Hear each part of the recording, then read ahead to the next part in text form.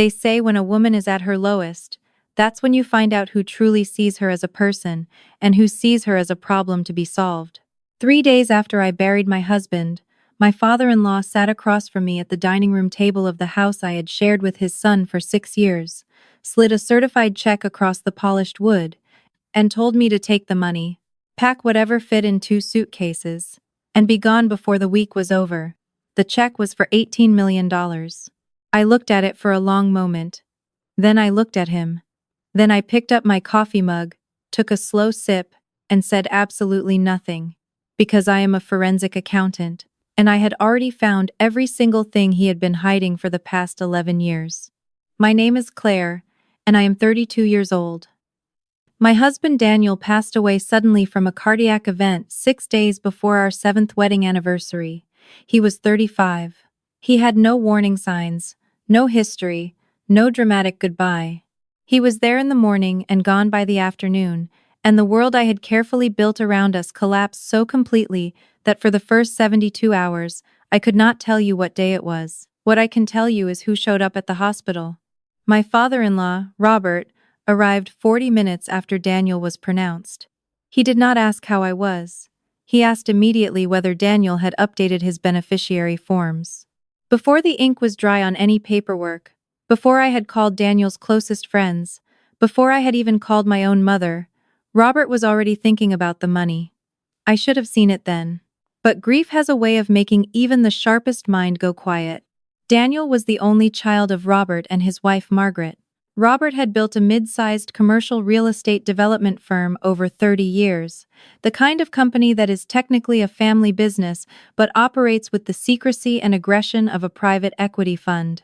The firm was worth somewhere between $40 and $60 million depending on which quarter you looked at and which assets Robert had moved offshore that month. I know this because, as his daughter-in-law, I had done the firm's internal audit twice. Robert knew I was a forensic accountant.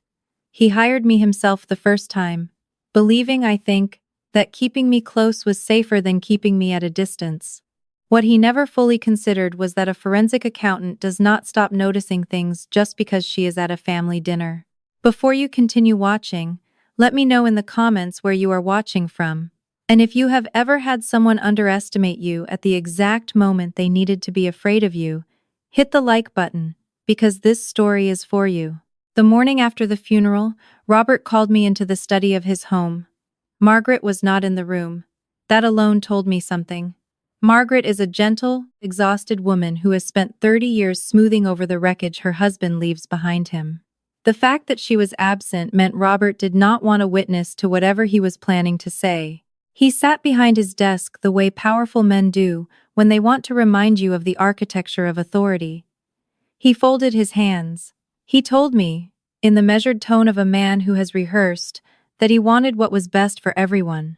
He said Daniel's passing was a tragedy, and that he and Margaret would always think of me fondly. Then he slid the check across the desk. $18 million. He told me it was generous, more than fair, and that it would allow me to start over somewhere new. He told me the house, the car, and Daniel's stake in the firm would revert to the family. He told me Daniel had not updated his will since before we were married. He said that with appropriate legal guidance, the estate would naturally consolidate under the original family trust. He said all of this as though it were simply the weather report, as though I were being informed of facts rather than threatened by them. I set my coffee mug down on the edge of his desk. I asked him one question. I asked whether he had spoken to an attorney before this conversation or after. He blinked. He said that was not relevant. I nodded slowly, picked up the check, folded it once, and put it in the pocket of my cardigan. Then I thanked him for the coffee and let myself out. He assumed I had accepted. He assumed the check in my pocket meant capitulation. That is the thing about men like Robert. They have confused compliance with agreement for so long that they can no longer tell the difference. What Robert did not know was that I had spent the 3 days between Daniel's death and the funeral doing what I do when I cannot sleep and cannot cry and cannot sit still. I had been working. Quietly, carefully, from my laptop at the kitchen table, at 2 in the morning, while the house was full of casseroles and condolence cards. I had been pulling threads. Daniel had given me the login credentials to the firm's document portal 18 months earlier when I was updating the internal audit. He had never revoked my access. In the chaos of his death, Robert had not thought to revoke it either. So for 72 hours, while Robert was planning his conversation with me, I was reading financial disclosures, wire transfer records, contractor invoices paid to shell companies that did not appear on any public business registry. 11 years of quiet, methodical embezzlement from the firm's development fund, which was partially seeded by a pension account held in trust for 14 long-term employees. The number I kept arriving at, no matter how I ran it, was just over $19 million. Robert had handed me $18 million of stolen money to go away quietly. I want you to understand what that felt like. Not the anger, though the anger was real. What I felt most clearly, sitting in my car in his driveway with a folded check in my cardigan pocket, was the absolute crystalline calm of a woman who has just watched a problem solve itself. He had handed me the thread. Now all I had to do was pull. I called my college roommate, Priya. She is a securities litigation attorney in Chicago, and she is the kind of friend who picks up the phone at any hour because she has known me long enough to know that I do not call unless it matters. I told her everything in 40 minutes. She was quiet for a long moment after I finished. Then she said, "Do not deposit that check, do not return that check, and do not speak to Robert again without me on the line." She was in my driveway by 9 o'clock the following morning. What happened over the next 4 days was the quietest war I have ever fought. Priya and I worked from the kitchen table, methodically documenting what I had found in the firm's portal before Robert thought to change the passwords, which he did on day 3, too late. We photographed financial records, cross-referenced contractor names against state business registrations, traced wire transfers to their endpoints. 2 of the shell companies led directly to accounts in Robert's name held under a numbered LLC. 3 others were linked to a property in South Carolina that Robert had purchased privately and listed under a cousin's name. Meanwhile, Robert was telling Margaret and their extended family that I had taken the settlement graciously and was planning to relocate to be closer to my own family. He told Daniel's friends the same story. He was already rewriting the narrative before I had even left the chapter. On the 5th day, Priya formally notified Robert's personal attorney that she was representing me in the estate proceedings and that she had concerns regarding the validity of the settlement offer, specifically its source of funds. The response came within 2 hours. Robert called my cell phone directly, which told me his attorney had advised him not to, and he had done it anyway. That impulse, that need to control the conversation personally, was exactly the kind of miscalculation I had been counting on. He told me I was making a mistake. His voice had lost the measured weather report quality it carried in his study. There was something rawer underneath it now, something that wanted to be anger but was edging toward fear. He said I did not understand how these things worked. He said I was a grieving young woman acting emotionally, and that he was trying to protect me from a legal process that would take years and leave me with nothing. I let him finish. Then I told him that as a forensic accountant, I had reconstructed the cash flow of his firm's development fund going back 11 years, that I had documented $19.3 million in transfers to entities that did not exist as operating businesses, and that 2 of those entities were directly tied to assets held in his name. I told him that what he had handed me as a settlement was, in a very specific and legally significant sense, embezzled money. I told him I had not yet decided what to do with that information, but that I wanted him to have the full picture before either of us took another step. The silence on the line lasted long enough that I checked to see if the call had dropped. It had not. He said very quietly, "What do you want?" That is the moment in every negotiation when you have to know exactly what you want, because if you hesitate even slightly, you have already lost half of it. I had thought about this question for 5 days. I did not want the firm. I did not want to inherit Robert's complicated disaster. What I wanted was what Daniel would have wanted for me: security, freedom, and the knowledge that the 14 employees whose pension contributions had been quietly siphoned for 11 years would not retire into nothing. I told Robert I wanted 3 things. I wanted the full legal transfer of the house, which Daniel and I had purchased together and which I had contributed to materially for 6 years. I wanted Daniel's vested equity stake in the firm, liquidated at fair market value, which Priya had already had independently assessed. And I wanted an anonymous contribution made to the firm's employee pension fund, restoring the full amount that had been diverted, plus interest calculated at the standard actuarial rate for the period. I told him that in exchange, Priya would hold the documentation in a secured archive, and it would remain there unless Robert violated any term of the agreement or attempted to retaliate against me in any form.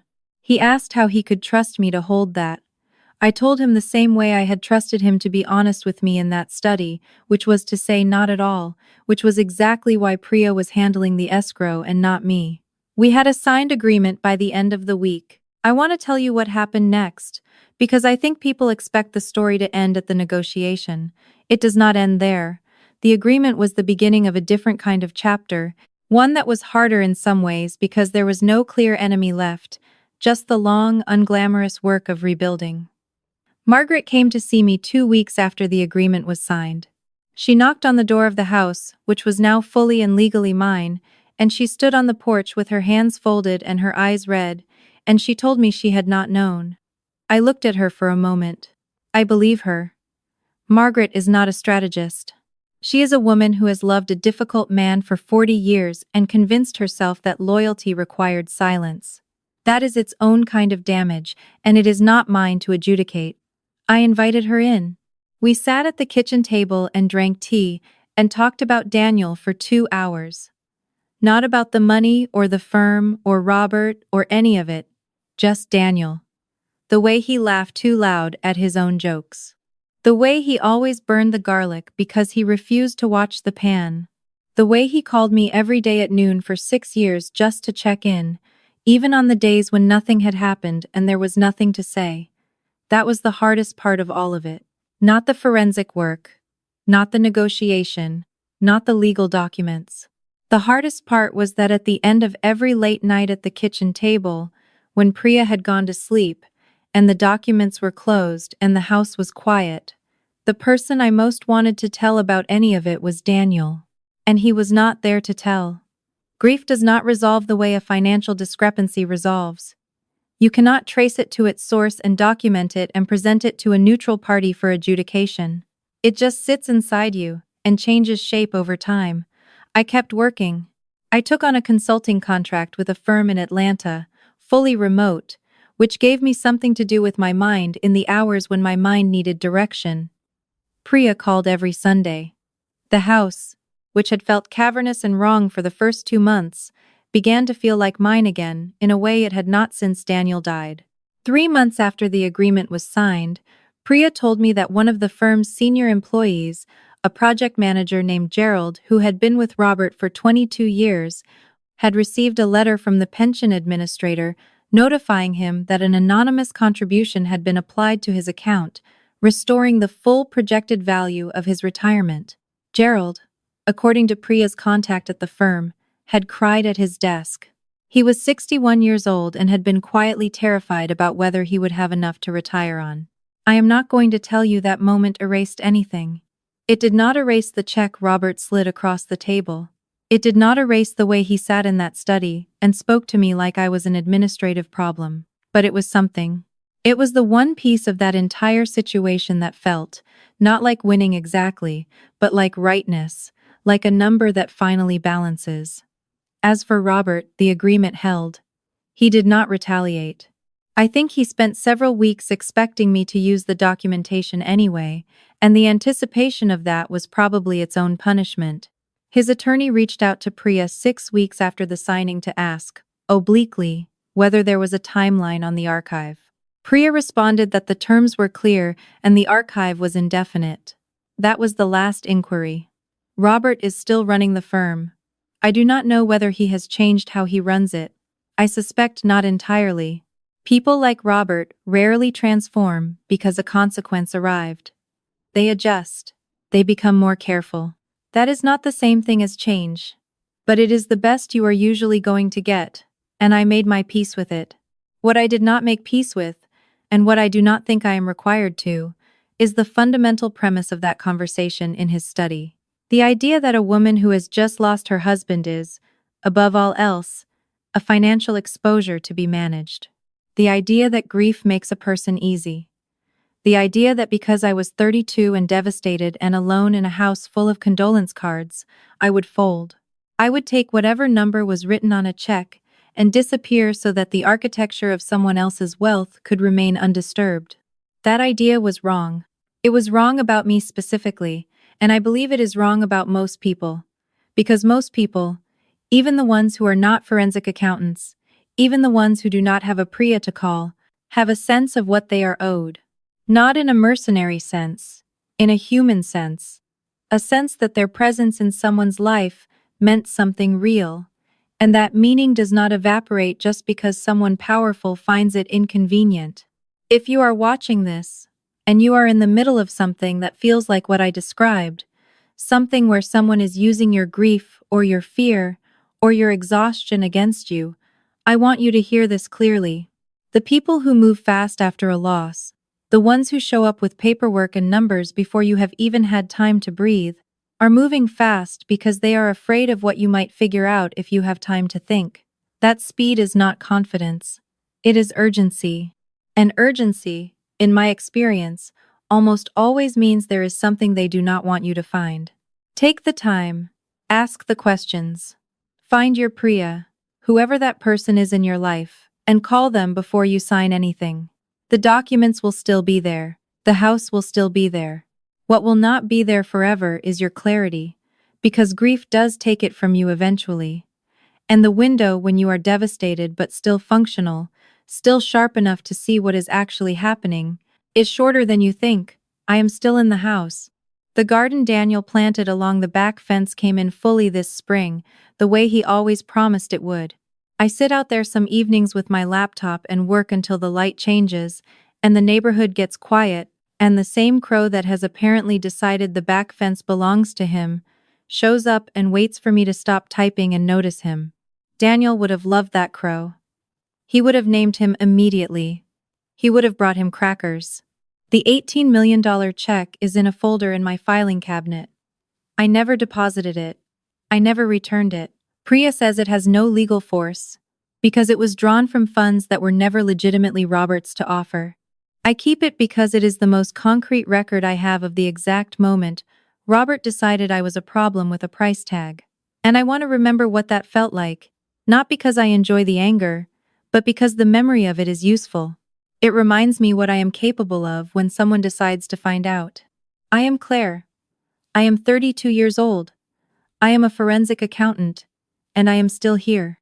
If this story spoke to you, please subscribe to Restoration Stories for more. Leave a comment and tell me about a time you refused to be underestimated.